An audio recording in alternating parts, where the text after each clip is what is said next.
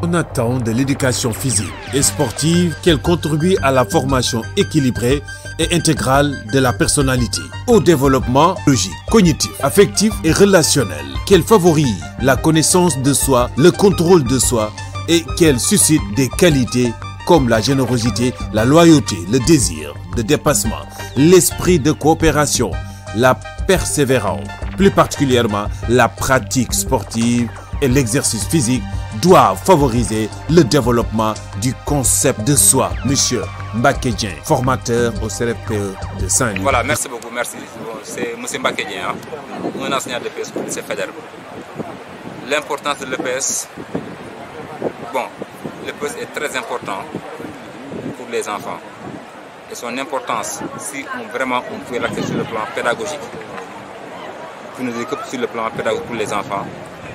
Et si vous savez bien, dans la phase critique du PCME, lors de la proclamation des résultats, là, on va donner l'enfant l'occasion vraiment de prendre la parole, de donner son opinion par rapport à ce qu'il a vécu.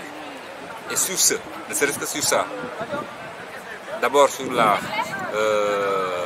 communication, l'enseignant peut, à partir de la communication de l'enfant, en tirer des leçons grammaticales, de conjugaison et du vocabulaire. Ça, c'est un. Deuxièmement, l'enseignant aussi, à partir de la communication de cet enfant-là, peut, d'une manière générale, essayer maintenant de revoir sa manière de faire son organisation et tout ça. Et dans le PCM aussi, sur le plan, dans le PCM, on y trouve ce qu'on appelle la géométrie. Ou bien à l'élémentaire, on l'appelle le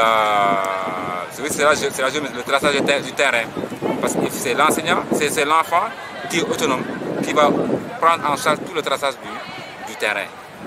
Donc là, on constate que l'enfant de 6 à 12 ans, vraiment, il y a ce qu'on appelle en didactique, par exemple, la dévolution, où l'enseignant dirige son pouvoir aux gosses, aux élèves.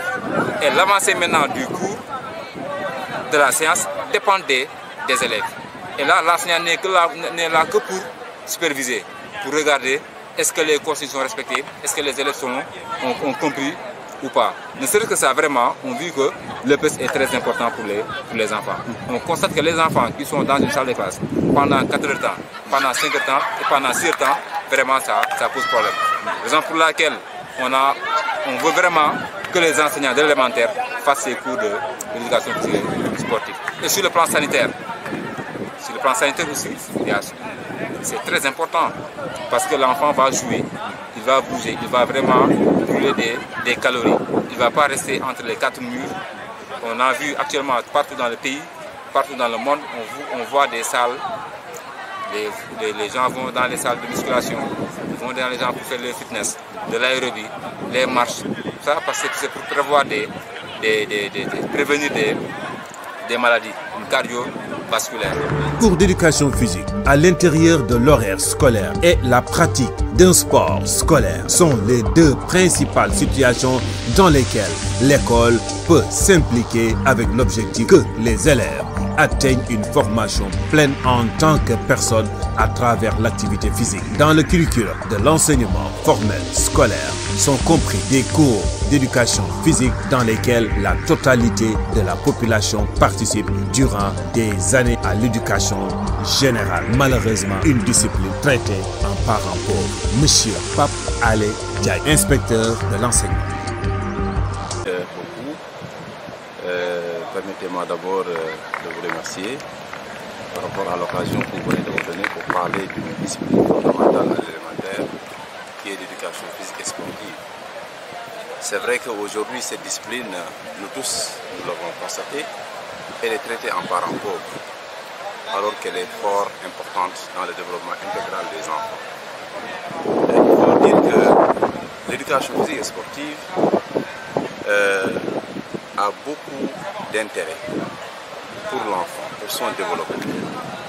Pourquoi? Parce que tout simplement, des études anciennes et très récentes ont montré que l'éducation physique a des fonctions fondamentales par rapport à l'épanouissement de l'enfant, par rapport au renforcement de son système immunitaire, mais aussi par rapport à ses possibilités intellectuelles qui se développent quand il a l'habitude donc de faire des activités motrices.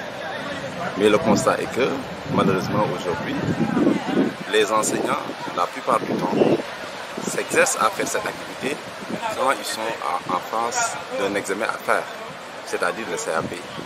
Avec le CAP, tous les jours, on les voit au terrain. Ils s'activent à y aller avec les enfants.